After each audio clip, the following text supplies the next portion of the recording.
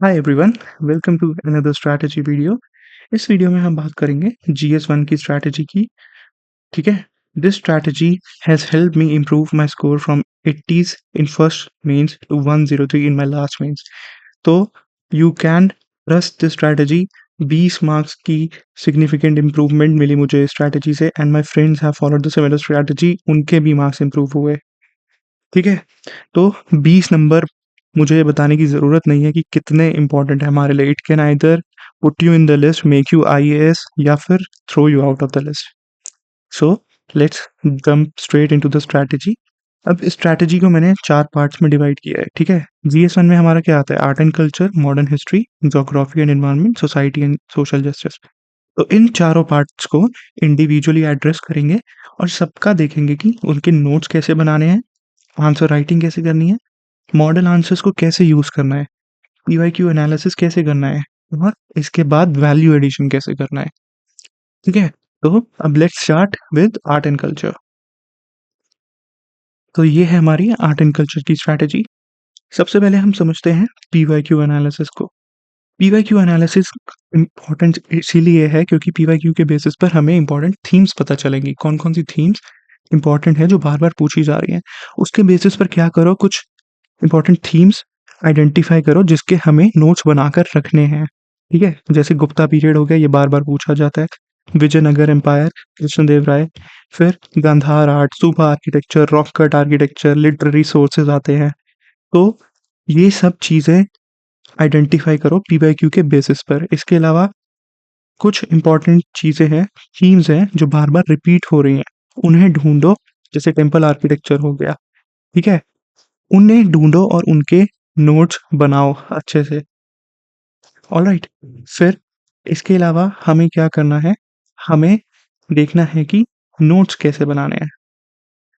इसके अलावा हमें क्या देखना है कि नोट्स कैसे बनाने हैं अब इनके। ठीक है।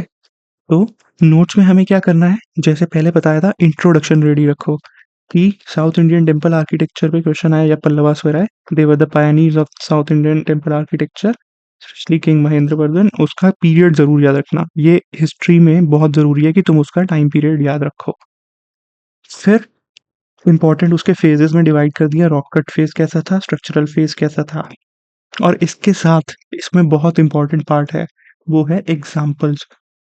जैसे ये पंच पांडव रथ्स है महाबलीपुरम में, फिर अर्जुन पेनेंस हो गया, शोर टेम्पल हो गया, कैलाशनाथ टेम्पल। तो ये सब इंपॉर्टेंट एग्जाम्पल्स, ये फैक्चुअल चीज़ें तुम्हारे नोट्स में याद रखो। इनको हमें अपने आंसर्स में, अभी आगे दिखाऊंगा कैसे यूज़ करना है, इन्हें हमें अपने आंसर्स में यूज़ करना है एज एन एग्जाम्पल।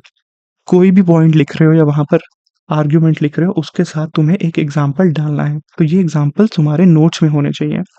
इसके अलावा आर्ट एंड कल्चर में सबसे ज़्यादा ज़रूरी है डायग्राम्स। ठीक है। चाहे अब ये क्या है, ये है नटराज। अब वो पूछ रहा है रॉक कट आर्किटेक्चर या फिर अ, वो पूछ रहा है मान लो मेडिवल स्टाइल में कैसा था, तो तुम वहाँ पर दिखा दो जाली वर्क में ऐसा होता था, पेट्री डूरा ऐसा होता था। ठीक है। फिर डोम स्ट्रक्चर ऐसा बना हुआ है टेम्पल्स में। उसके अलावा कुछ मैप बनाओ, मैप में दिखा दो कि ये उनका रीजन था, जैसे ये पल्लवास का रीजन, ये पांड्याज, ये चोलाज। अब ककात्या डायनेस्टी पे क्वेश्चन आए तो बता दो कि यहाँ ये मैप है इंडिया का और यहाँ पे ककात्या डायनेस्टी थी। तो इसको बॉक्स में डाल दो और यहाँ अपना आंसर लिखो साइड पे। ये मैप्स और डायग्राम तुम्हारे आंसर्स में होने चाहिए, इसी के बेसिस पर तुम्हारे मार्क्स बढ़ेंगे। याद रखना, एंशियंट हो, मॉडर्न हो, इसके आगे ज्योग्राफी हो, इन सब में डायग्राम डालने ही हैं। मैप्स डालो, उसमें भर भर के डालो। ठीक है। अब ये देखो, जैसे रॉक कट या फिर उसमें आ गया मोनोलिथिक आर्किटेक्चर, तो ये हो गया अशोकन पिलर्स में। तो मैं ये नहीं कह रहा कि वहां पर तुम पिकासो की तरह या फिर MF हुसैन की तरह डायग्राम बना कर आओ। तुम वहाँ मजनू भाई जैसे डायग्राम बनाओगे तो वो भी चलेंगे, दे आर सफिशिएंट। बस डायग्राम बनाओ, उसे बॉक्स में डाल दो और नीचे लिखो फिगर और वो क्या चीज़ है, दैट इज सफिशिएंट। ठीक है। अब इसके बाद हम देखते हैं सोर्सेज क्या फॉलो करने हैं। सबसे इम्पोर्टेंट चीज़ है आर्ट एंड कल्चर के लिए सोर्सेज। एक तो नितिन गलखानिया की बुक पढ़ते ही है। अब उससे भी बुक को पूरी पढ़ने की ज़रूरत है ही नहीं, उससे अच्छा सॉल्यूशन है तुम किसी भी इंस्टीट्यूट का चाहे तुम विजन ले रहे हो या नेक्स्ट आईएएस ले रहे हो, मॉडल आंसर लो, मार्केट से उठा लो। अब उसके मॉडल आंसर में क्या है, 20 क्वेश्चंस हैं। उन 20 क्वेश्चंस को आइडेंटिफाई करके उसके बेसिस पर नोट्स बना लो। अब उसके अलावा क्या पूछेगा, वो 20 क्वेश्चन में सब कुछ तो कवर कर रहा है। वो विजयनगर भी कवर करेगा, वो गुप्ता पीरियड भी कवर करेगा, वो चोला टेम्पल आर्किटेक्चर्स भी कवर करेगा। ठीक है? साथ में तुम देखो पीवाईक्यू। अब तुम ये देखना कि ये जो 20 क्वेश्चन और पीवाईक्यू होंगे, इसमें कितनी सिमिलैरिटी होगी। तो तुम्हारा पीवाईक्यू भी एनालाइज हो जाएगा और तुम इन मॉडल आंसर्स को अपने नोट्स में ऐड कर लो। देखो जैसे अब वेसरा स्टाइल टेम्पल आर्किटेक्चर का ये सब हमने एनसीईआरटी से तो पढ़ा ही है। अब इससे हमें रेडीमेड इंट्रोडक्शन भी मिल रही है और उसका कंटेंट भी मिल रहा है और कंक्लूजन भी मिल रहा है। ठीक है? इसीलिए मॉडल आंसर ज़रूरी है। अब हमारे पास इतना टाइम नहीं है कि हम बुक्स पढ़कर पीएचडी करें। मॉडल आंसर्स उठाओ और उन्हीं के थ्रू अपने नोट्स बनाओ और उनको बार-बार रिवाइज़ करते रहो। Try and do it in question answers format. ठीक है? अब देखते हैं कि इसके आंसर्स लिखने कैसे हैं। सबसे पहले हमारे आंसर में आएगी इंट्रोडक्शन। इंट्रोडक्शन लिखनी बहुत ज़रूरी है और इसके साथ आता है न्यूज़ बैकग्राउंड। अब तुम आर्ट एंड कल्चर का कोई भी क्वेश्चन आंसर कर रहे हो ना, या मॉडर्न हिस्ट्री का, तो उसकी इंट्रोडक्शन में उसकी इम्पोर्टेंस लिख दो, उसका हिस्टोरिकल बैकग्राउंड या सिग्निफिकेंस बता दो। इसके साथ उसका टाइम पीरियड, जैसे 4th बीसी से इतना था, या वो बता दो। अब जैसे मॉडरेट फेज़ आया तो वो बता दो 85 से कब तक था, 1905 तक। ठीक है? तो ये आ जाएगा तुम्हारा इंट्रोडक्शन। इसके बाद आते हैं पेपर स्पेसिफिक कीवर्ड्स, जैसे इवेंट्स, फैक्ट्स एटसेट्रा। अब जैसे हम मॉडरेट्स की बात कर रहे हैं, वो चलो अगले मॉडर्न हिस्ट्री में करेंगे। इसमें हम आर्ट एंड कल्चर की बात करते हैं। ठीक है? अब आर्ट एंड कल्चर में बताया था ना कुछ टेम्पल आर्किटेक्चर के कौन से एग्जांपल्स हैं। महाबलीपुरम में क्या है, 5 पांडव रथ, फिर महाबलेश्वर में क्या है, ठीक है? Mamallapuram style of temple architecture क्या है, वो सब चीज़ें तुम्हारे यहाँ पे एग्जांपल्स में ऐड कर दो। शोर टेम्पल कहाँ है, क्या है। ऑलराइट, तो ये तुम्हारे बनाएंगे पेपर स्पेसिफिक कीवर्ड्स और इन्हीं को ही हमें एज एग्जांपल्स अपने आंसर्स में डालना है। हर पॉइंट के बाद मुझे एग्जांपल चाहिए। पॉइंट 1, पॉइंट 2, पॉइंट 3 ऐसे अपना आंसर लिख रहे हो तो एग्जांपल ये, एग्जांपल ये। अभी आगे मैं दिखाता हूँ डिटेल में कि कैसे उसको लिखना है। समझ गए? उसके बाद आएगी क्वेश्चन की डिमांड। जो क्वेश्चन की कोर डिमांड है, उसको जो क्वेश्चन पेपर मिलता है ना हमें, क्यूसीएबी पर मत करना, आंसर शीट पर मत करना। जो क्वेश्चन पेपर मिलता है उसको क्या करो, क्वेश्चन को डिवाइड करो, तोड़ो। यूजुअली हर क्वेश्चन में 2 या 3 सब पार्ट्स रहते हैं, तो क्वेश्चन को तोड़ो। पहला पार्ट ये आ गया, तो हमने उस पार्ट को लिखा, फिर उसको बॉक्स कर दिया, फिर उसके नीचे 1, 2, 3, 4 पॉइंट्स लिखे। फिर नेक्स्ट पार्ट को ऐसे ही लिखा और उसके नीचे ऐसे पॉइंट्स डाल दिए। उसके बाद आ जाएगी हमारी कंक्लूजन। अब इसमें जो इम्पोर्टेंट चीज़ें हैं, पीएसके हो गए या एग्जांपल्स हो गए, उसको अंडरलाइन करो या बॉक्स करो ताकि उसकी विजिबिलिटी बढ़े। और डायग्राम्स और मैप्स तुम्हें ऐड करने ही हैं, चाहे एंशिएंट हो, मॉडर्न हो, ज्योग्राफी हो, सब में ऐड करना है। तो जीएस 1 का अगर पेपर है 20 क्वेश्चन, तो उसमें कम से कम 14 से 15 डायग्राम बन जाएंगे आराम से। इसी के बेसिस पर तुम्हारे मार्क्स पड़ेंगे। ठीक है? अब ये याद रखना कि आर्ट एंड कल्चर का या मॉडर्न का कोई भी आंसर लिख रहे हो, उसकी कंक्लूजन को लिंक करना करंट से, या उसकी रेलेवेंस क्या है मॉडर्न टाइम्स में, या उसका कंट्रीब्यूशन क्या था। ठीक है? अब मान लो कि उसने पूछ लिया गुप्ता कॉइनेज या गुप्ता कॉइन्स का, तो उसको लिंक करके बता दो कि आज भी जो हमारा करेंसी यूज़ होती है या कॉइन्स होते हैं, वो उससे इन्फ्लुएंस्ड हैं।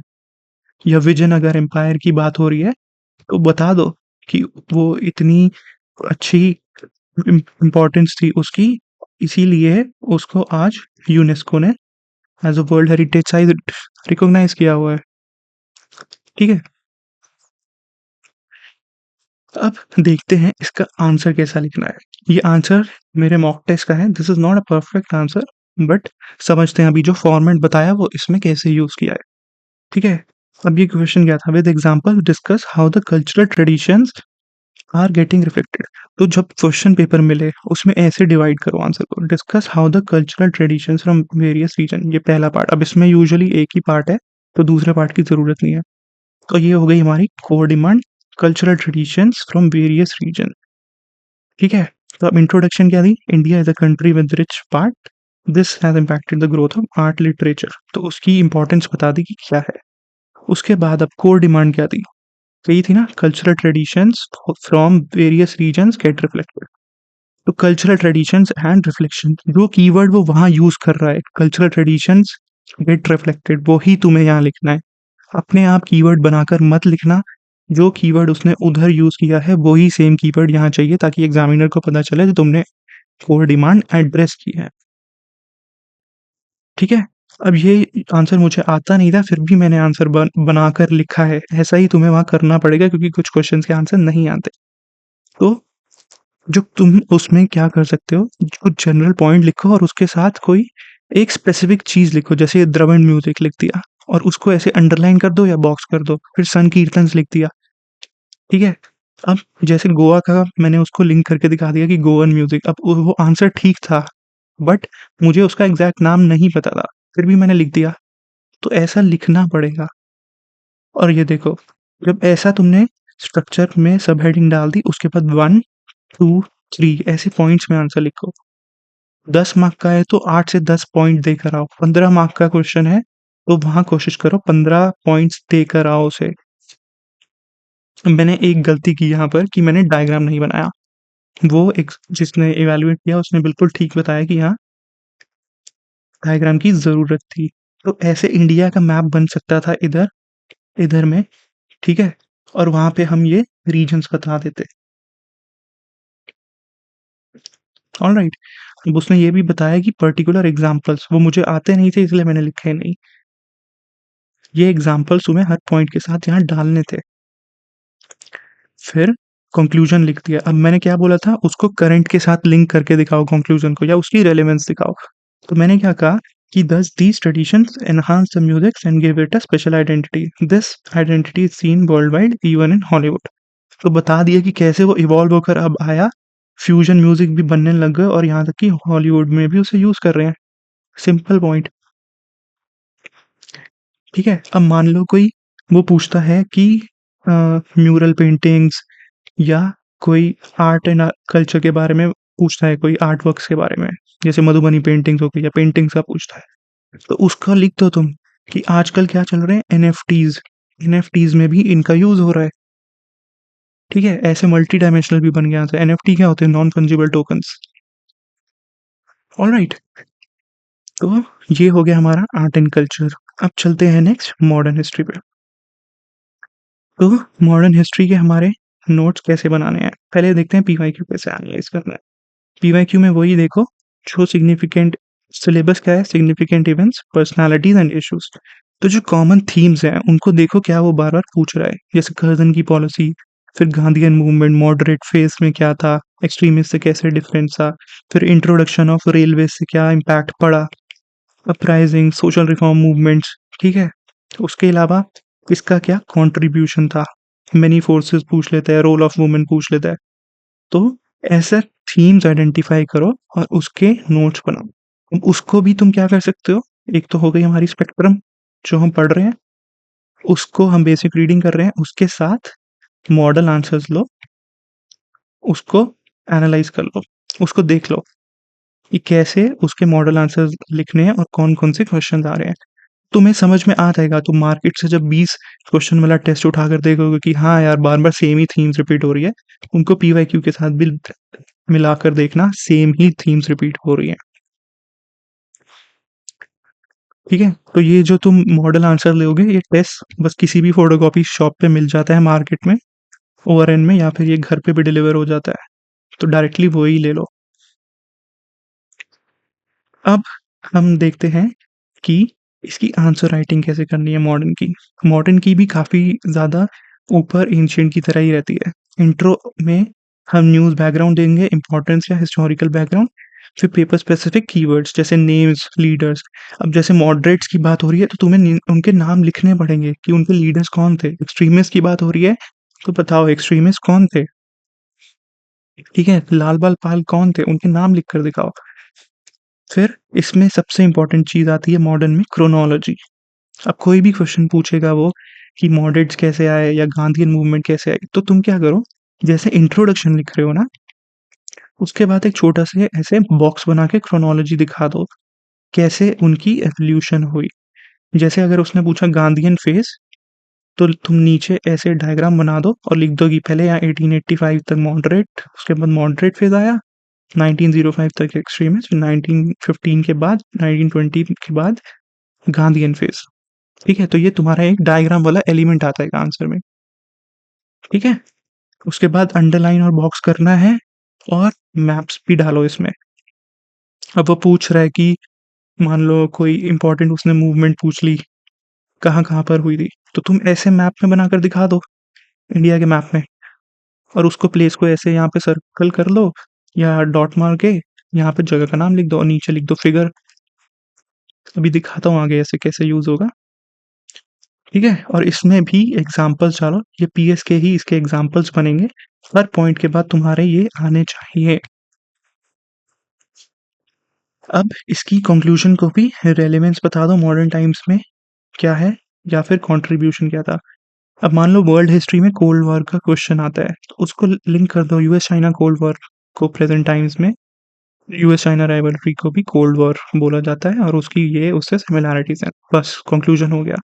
अब जैसे पिछली बार उसने क्या पूछा था, गुरुदेव रविंद्रनाथ टैगोर के आइडियाज ऑन एजुकेशन पे, ठीक है, ऐसा ही कुछ क्वेश्चन पूछा था, तो उसकी कंक्लूजन सोचो कैसे लिंक करोगे।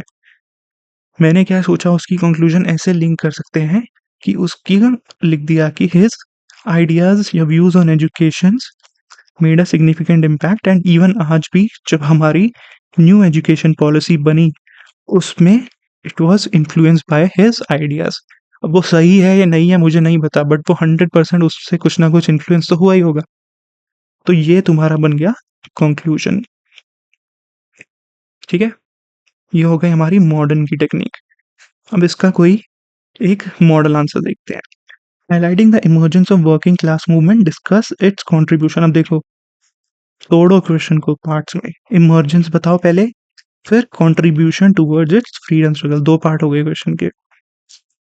इंट्रोडक्शन दे दी, उसके बाद इमर्जेंस वाला पार्ट मैंने यहाँ पे ऐसे डायग्राम के छोटे से फॉर्म में दिखा दिया कि पहले, अब तुम इसको ऐसे वाला भी बना सकते थे, बट मैंने ज़्यादा लिखना था तो ऐसे इसको हब एंड स्पोक में बनाकर दिखा दिया कि इमर्जेंस देखो, पहले ट्रेड यूनियन आई, फिर ऑल इंडिया ट्रेड कांग्रेस, फिर उसके बाद क्या हुआ, फेजेस में मतलब दिखा दिया।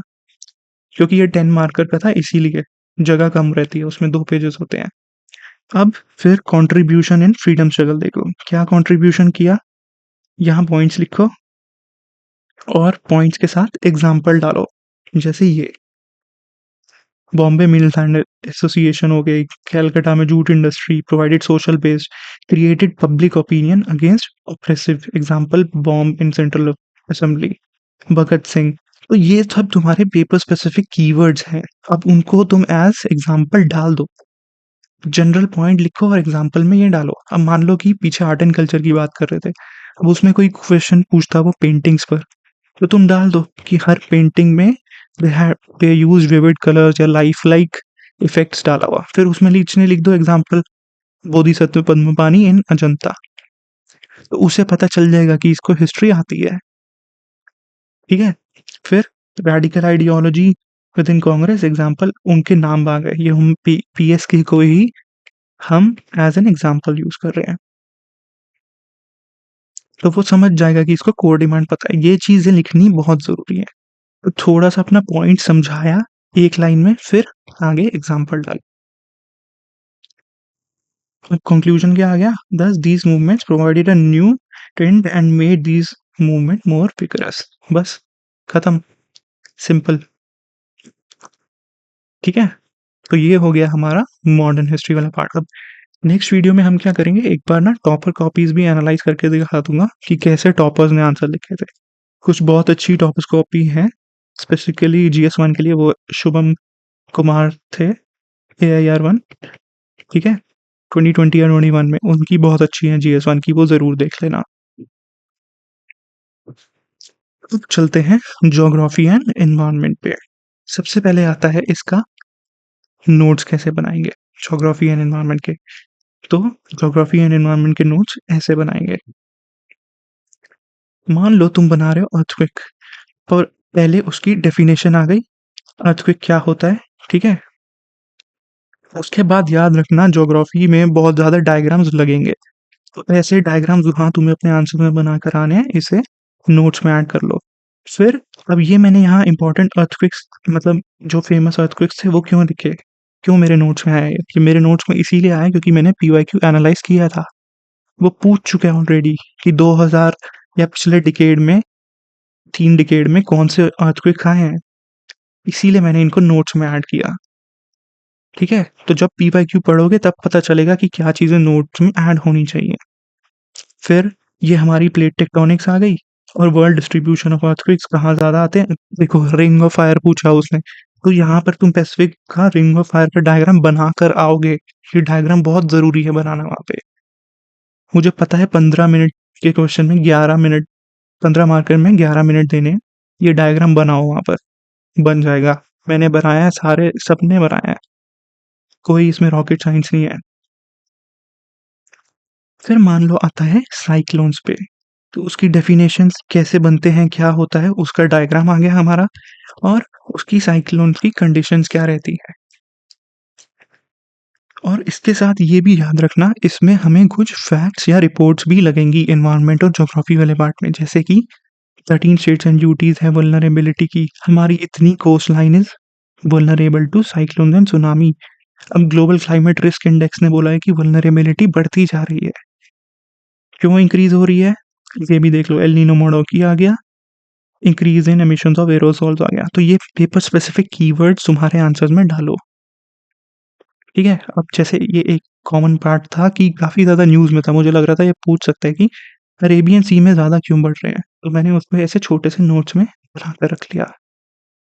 फिर अनदर इम्पॉर्टेंट थिंग, अगर ये 15 मार्क का क्वेश्चन आएगा तो तुम्हें मेजर्स बताने हैं गवर्नमेंट ने क्या लिए हैं, चाहे वो पूछ रहा है या नहीं पूछ रहा, वहाँ जगह भरनी है। 15 मार्क का है तो पूरे 3 पेज भर कर आओ, 10 मार्कर का है तो पूरे दोनों पेज भर कर आओ, तभी मार्क्स मिलेंगे। फिर क्या करो, कंक्लूजन से पहले एक मेजर्स वाला कॉलम डाल दो कि मेजर्स हमने गवर्नमेंट ने क्या क्या लिए हैं, जैसे NCRMP national cyclone risk mitigation project, फिर ओडिशा में अर्ली वार्निंग सिस्टम, बायोशील्ड्स कैसे यूज़ कर रहे हैं, मैंग्रोव्स को शेल्टर बेल्ट की तरह कैसे यूज़ कर रहे हैं। इनमें से तुम 3-4 पॉइंट्स भी डाल दो तो तुम्हारा क्या होगा, एक आंसर एनहांस हो जाएगा। जो लोग बाकी लोग ये चीज़ मिस कर देंगे, तो इसके तुम्हें चाहे उसने नहीं भी पूछा था तो 0.5 एक नंबर एक्स्ट्रा मिल सकता है। ठीक है, तो मान लो अर्थक्वेक पे या वोल्केनो पे आता है, तो मेरे नोट्स में पता है मुझे वोल्केनो कैसे है, वोल्केनो का डायग्राम क्या है, ये डायग्राम मैं बना कर आऊँगा। अर्थक्वेक का आता है तो मैं अर्थक्वेक का सीस्मिक मैप बना कर आऊँगा कि ये कितना परसेंट हमारा वल्नरेबल है, कौन सा जोन इनमें पड़ता है। ठीक है, और ऐसे ही ये उसने पूछे थे कि इम्पोर्टेंट वोल्केनो अभी इरप्ट कहाँ-कहाँ हुए थे, तो ये देख लो, किलिमंजारो हो गया, क्रकतो हो गया, किलुआ हो गया। ऐसे ही नोट्स बनेंगे। तुम्हें लग रहा है कोई इम्पोर्टेंट टॉपिक है जिसको तुम्हें अपने नोट्स में डालना चाहिए या जो आ रहा है, वैसे मुझे लग रहा था क्लाउड बर्स्ट या ग्लेशियल लेक आउटबर्स्ट फ्लड पे वो पूछेगा ही पूछेगा, तो ऐसे उसकी नोट्स बना के रख लो। Sudden localised downpour over area, तो ये मेरी इंट्रोडक्शन हो जाएगी वहाँ पर ज्योग्राफी वाले आंसर में। फिर ये उसका डायग्राम हो जाएगा, उसका इम्पैक्ट क्या है और उसका रीज़न क्या है या क्या होता है वो, बस ऐसे ही बनेंगे। अब तुम्हें इसके अलावा एक और डायग्राम बनाना है तो वहाँ मैप बना दो इंडिया का और बता दो कि यहाँ पर हुआ। अब जैसे अर्बन फ्लड आता है तो यहाँ दिखा दो, मुंबई में हर साल आता है तो नीचे वो लिख दो इतने ईयर में आया। चेन्नई में यहाँ हर साल आता है, लिख दो। दिल्ली में हर साल आता है, यहाँ लिख दो दिल्ली मार्क करके। That is it, simple. अब ये चीज़ नोट्स कैसे बनाने हैं, इसका कंटेंट कहाँ मिलेगा, एनसीईआरटी और मॉडल आंसर से। मॉडल आंसर्स पीवाईक्यू देखो, उठाओ उनको, समझो कौन सी थीम्स बार बार आ रही हैं, जैसे इसमें cyclones, urban floods, landslides, earthquakes, volcanoes, उसका कंटेंट बनाओ। इसके अलावा जो मॉडल आंसर्स ले लो, जैसे ज्योग्राफी या इन्वायरमेंट का ऑप्शन वो देख लो, सेक्शनल टेस्ट का मॉडल आंसर, उसमें 20 क्वेश्चन होंगे। देखो 20 क्वेश्चन किस चीज़ पे हैं, कौन से तुम्हें इंपॉर्टेंट लग रहे हैं, उनके किसी किसी टॉपिक के नोट्स बना लो या फिर डायरेक्टली उन्हें अपने नोट्स में ऐड कर लो। वो प्रिंट होगा एक पेज का जिस पे मॉडल आंसर लिखा होगा, उसको अपने नोट्स में ऐड कर लो और रिवाइज करते हुए सीधा उसी को पढ़ लो, दैट्स इट। तो ये चीज़ तुम्हें अपना दिमाग लगाना बहुत ज़रूरी है, इसी से ही तुम कम टाइम में ज़्यादा आउटपुट निकाल पाओगे। ठीक है? देखते हैं इसका आंसर कैसे लिखना है।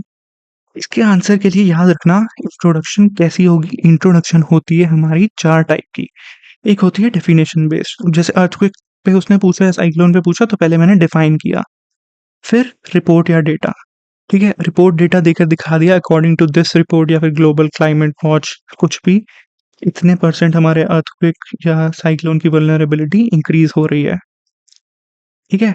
फिर तीसरी होती है कॉन्टेक्स्ट, कि हम कॉन्टेक्स्ट देकर समझाएँगे कि उसने मान लो क्लाउड बर्स्ट पे पूछा या लैंडस्लाइड पे पूछा, तो मैंने कॉन्टेक्स्ट समझा दिया कि हाँ, अभी इस रीजन में इट एक्सपीरियंस क्लाउड बर्स्ट या फिर वहाँ पर ज्योतिर्मठ में क्या हुआ था, वो हमने समझा दिया इंट्रोडक्शन में ही।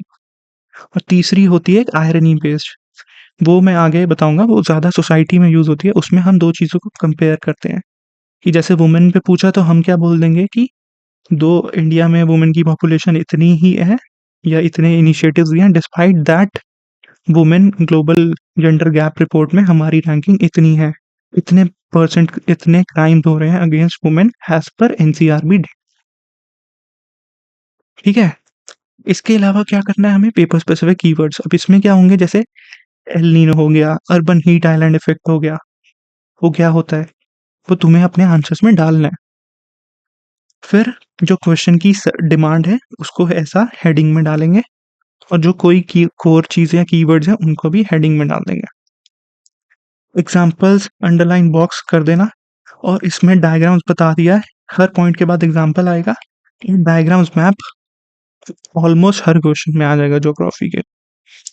फिर अब आती है इसकी कंक्लूजन। इसकी कंक्लूजन में ट्राई करना उसको एसडीजी से लिंक करके दिखा दो, ठीक है, कि एसडीजी में हमारा ये टारगेट है।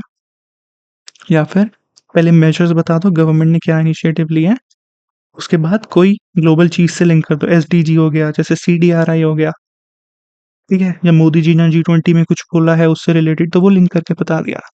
ऐसे हो जाएगी हमारी इसकी कंक्लूजन। अब हम देखते हैं कि इसके आंसर्स कैसे लिखते हैं।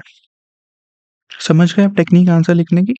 अब ये देखो, ये क्वेश्चन उसने पूछा था, frequent instances of urban flooding pose a severe threat urban ecosystem in India, discuss with special emphasis on its impact on critical infrastructure. तो पहले हम बताएंगे कि कैसे वो थ्रेट पोज कर रही है अर्बन इकोसिस्टम को। वो बता दिया इधर, रिस्क टू अर्बन इकोसिस्टम। देखा, ये सेम कीवर्ड था जो यहाँ लिखा हुआ था, वो ही लिखना है यहाँ पर, अपने आप मत बनाना। पहले इंट्रोडक्शन में बता दिया, रिपोर्ट बेस्ड इंट्रोडक्शन हो गई कि ग्लोबल क्लाइमेट रिस्क इंडेक्स से इवेंट्स लाइक अर्बन फ्लडिंग बढ़ रहे हैं एंड क्लाइमेट चेंज की वजह से इंक्रीज हो रहे हैं। सिंपल। अब वहाँ थोड़ी बनाना पड़ेगा तुम्हें, इनोवेट करना पड़ेगा तो कर देना, बट द आइडिया इज तुमने रिपोर्ट का नाम लिख दिया तो तुम्हारे आंसर को ऑथेंटिसिटी मिल गई, तुम्हारा आंसर जनरल से स्पेसिफिक की तरफ चला गया। ठीक है, इसके बाद जो मैं बोल रहा था ना, ये डायग्राम में दिखा दिया, केरला में आया, मुंबई, दिल्ली, चेन्नई, यहाँ आया। अब यहाँ मैंने एक चीज़ मिस कर दी, जो उसने इवैल्यूएटर ने ठीक बताई है कि थोड़े से पहले रीजंस बताने चाहिए थे अर्बन फ्लड के। यहाँ एक ऐसा हब एंड स्पोक बना के लिख देता रीजंस, और इसमें 3 पॉइंट्स।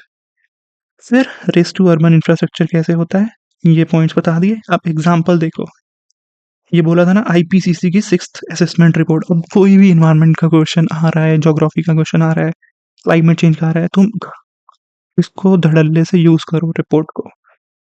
पॉइंट लिखो और ब्रैकेट में लिख दो, as per IPCC 6th assessment report ने ये बोला है। ये रिपोर्ट बहुत इंपॉर्टेंट है। ऐसी कुछ और चीज़ें हैं जिनको तुम्हें अपने आंसर्स में डालना पड़ेगा। फिर loss of life, for example Kerala flood इतने हुए, तो मैं ये चाहे जनरल चीज़ भी लिख रहा हूँ, बट वो लिखने का तरीका एग्जांपल के साथ ऐसा हो जाता है ताकि वो लगता है कि वो स्पेसिफिक है। उससे फिर उसको लगेगा कि इसको पूरी डिटेल पता है और वो मार्क्स दे देगा।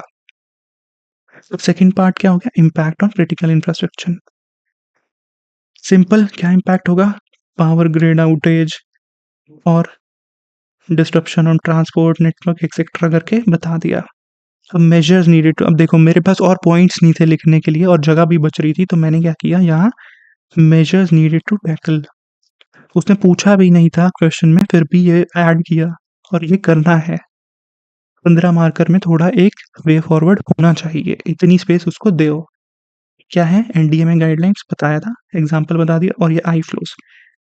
अर्बन फ्लडिंग फ्लडिंग पे कोई भी क्वेश्चन आएगा तुम्हारे आंसर में आई फ्लोस दिखना चाहिए। फिर स्पॉन्सिटी वाला बता दिया, और satellite based monitoring automatic rain gauges लिख दिया आगे कि दिल्ली में। तो ये केस स्टडी भी तुम्हारे आंसर में आ गई, इससे और मार्क्स पड़ेंगे। अब देखो conclusion, cities are engines of economic growth and it is important to make them resilient for inclusive growth. SDG 11 SDG डाल दिया, एंड इंटरनेशनल कमिटमेंट्स। तो यहाँ पर सीडीआर आ जाएगा, सिंपल।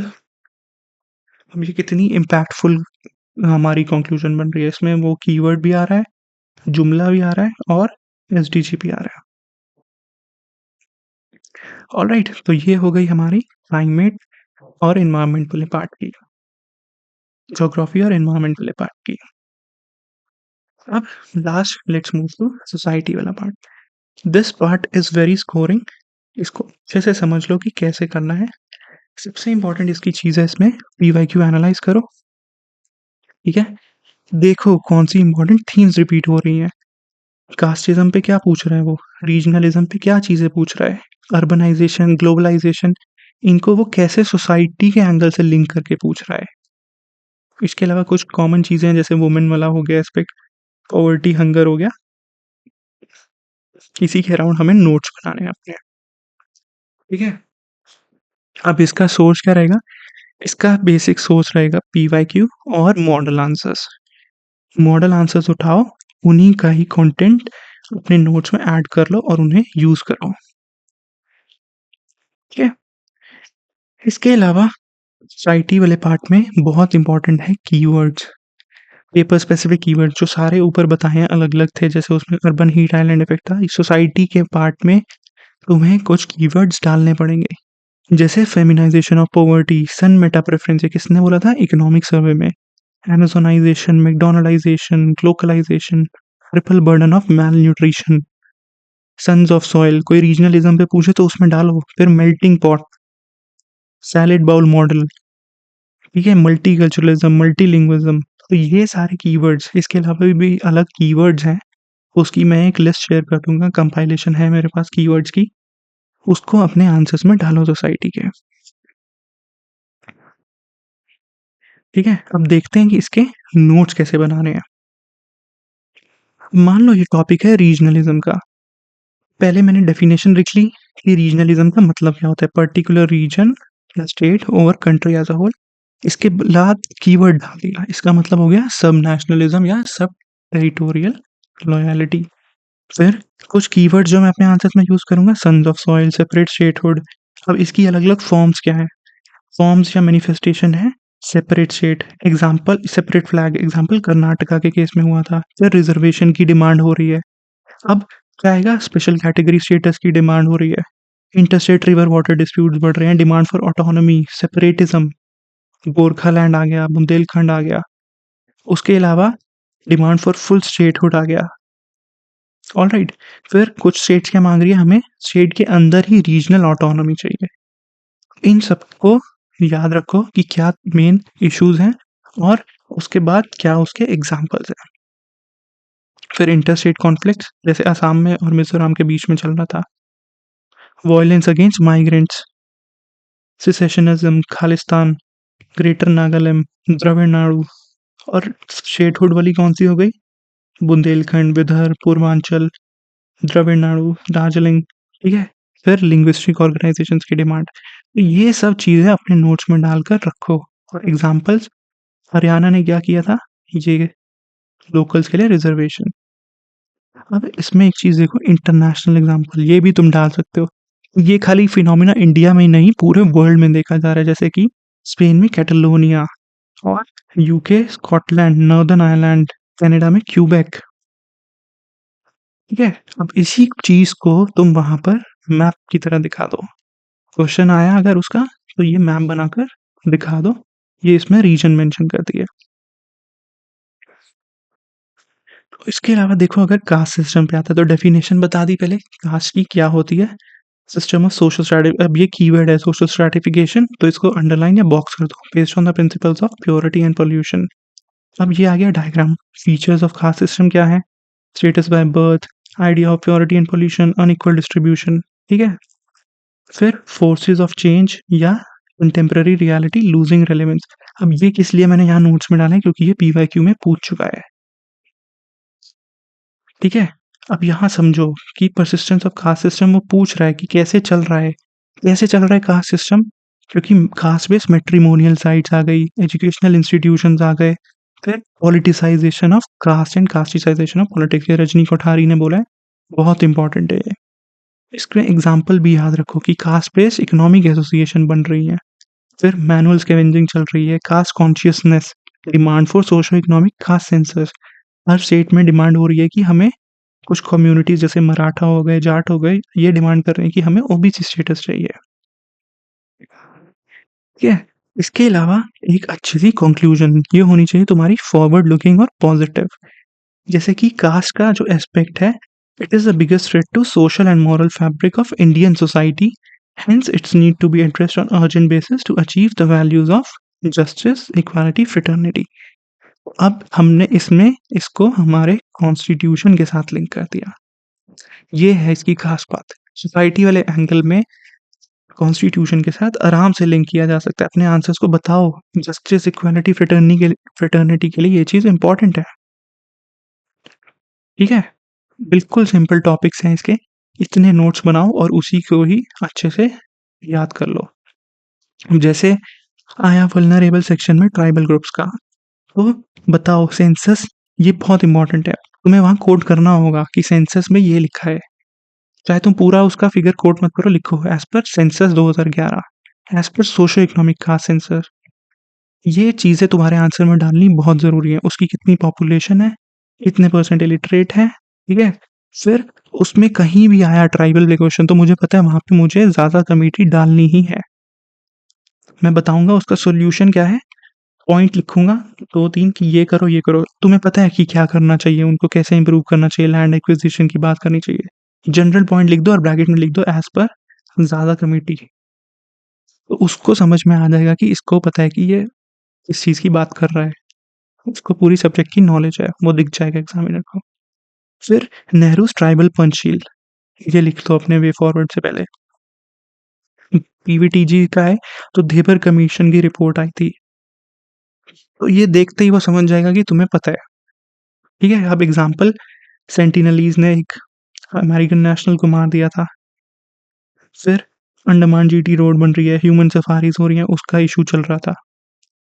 अब यहाँ कुछ ट्राइब्स के नाम भी याद रख लेना। तो ऐसे बन जाएंगे तुम्हारे नोट्स। इसमें डेटा भी आ जाएगा इंट्रोडक्शन के लिए, कोई डेफिनेशन हो वो भी आ जाएगी, कमिटी रिकमेंडेशंस आ जाएंगी। ठीक है। गवर्नमेंट स्कीम्स क्या चल रही हैं वो भी डालो इसमें, गवर्नमेंट इनिशिएटिव्स क्या हैं उसके लिए कुछ एग्जाम्पल्स, और ये कॉन्स्टिट्यूशन से उसको लिंक करके दिखाओ। ठीक है। अब देखते हैं कि इसका आंसर कैसे लिखना है इस वाले पार्ट का। इंट्रोडक्शन बता दी थी मैंने कितने तरीके की हैं, 4 तरह की इंट्रोडक्शन है। इसमें आयरनी बेस्ड, इसमें याद रखना कौन सी होती थी। जैसे वुमेन वाले पार्ट में बता दिया कि वुमेन को ऐसा ऐसा स्टेटस है, despite that global gender gap report देखे तो हमारी इतनी रैंकिंग है, एनसीआरबी की रिपोर्ट देखे तो क्राइम्स अगेंस्ट वुमेन इतने बढ़ चुके हैं। फिर पेपर स्पेसिफिक कीवर्ड्स ये हो गए हमारे कवर, ये सब अपनी हमें लिस्ट बनानी है। ठीक है। अब थिंकर्स के नाम डाल दो कहीं पे, जैसे अभी पीछे पढ़ा Rajni Kothari, Kenichi Ohmae, globalisation आया तो डाल दो केनिची ओहेम। क्या होती है globalisation? World becoming a global village, borderless world, Marshall McLuhan, Kenichi Ohmae. इनका नाम डाल के उसको दिखाओ कि तुम्हें सब्जेक्ट की टेक्निकल नॉलेज भी है। फिर एग्जाम्पल्स डालने हैं, हमें बता दिए कैसे डालने हैं, और इसमें अच्छी रिपोर्ट्स यूज करो। सेंसस में क्या है, सेंसस का डेटा डाल के आओ। सोशो इकोनॉमिक का सेंसस अब तुम्हें नहीं पता तो भी लिख दो। अगर मान लो कि as per census data their population इतनी है, और बट इसमें बहुत ज़्यादा ब्लफ मत करना, इसमें फंसने का चांस रहेगा, तो इसमें बहुत ज़्यादा ब्लफ करने की ज़रूरत नहीं है।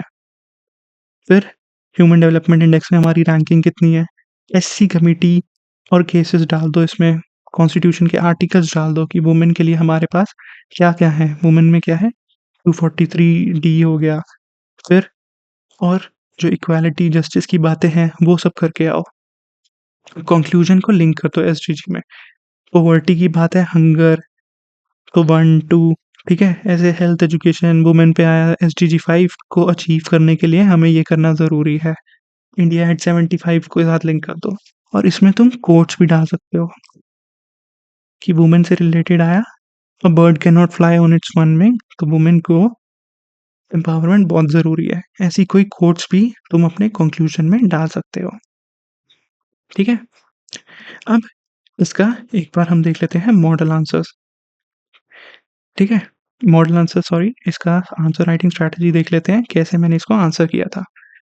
अब उसने क्या बोला कि अर्बन स्पेसेस पर अर्बन प्लानिंग एंड कैपेसिटी की ज़रूरत है, इम्प्रूव करने की ज़रूरत है क्योंकि अनबैलेंस ग्रोथ हो रही है, ठीक है? अब देखो यूएन हैबिटेट की वर्ल्ड सिटीज़ रिपोर्ट, तो सीधा ही उसको कोट कर दिया, बाय फॉर कॉन्टेक्सचुअल इंट्रोडक्शन हो गई है हमारी कि बाय 2030 40% हमारी अर्बन एरियाज़ में रहेगी, इसीलिए हमें जो चैलेंज है उसको रिज़ॉल्व करने की ज़रूरत है। और ये एक छोटा-सा फ्लो चार्ट भी बनाकर दिखा दिया कि पहले अर्बनाइज़ेशन हमारी इतनी थी और अब प्रोजेक्शन क्या है, 50 में यहाँ पहुँच जाएँगे, 30 में यहाँ पहुँच जाएँगे। फिर चैलेंजेस क्या हैं अनबैलेंस ग्रोथ के, प्रोलिफरेशन ऑफ स्लम्स, ये देखो सेंसस का डेटा दिया ना, 17% पॉपुलेशन स्लम्स में रहती है। Per capita Chennai water crisis अपने आप लिख दिया क्योंकि पता है कब से चल रहा है, तो ऐसे तुम्हें वहाँ पे दिमाग लगाकर एग्ज़ाम्पल लिखना पड़ेगा। सोचो कि वहाँ तुम क्या लिख सकते हो, ठीक है? फिर disasters, vulnerability to disaster, Delhi, Mumbai, Kolkata का एग्ज़ाम्पल लिखकर बता दिया।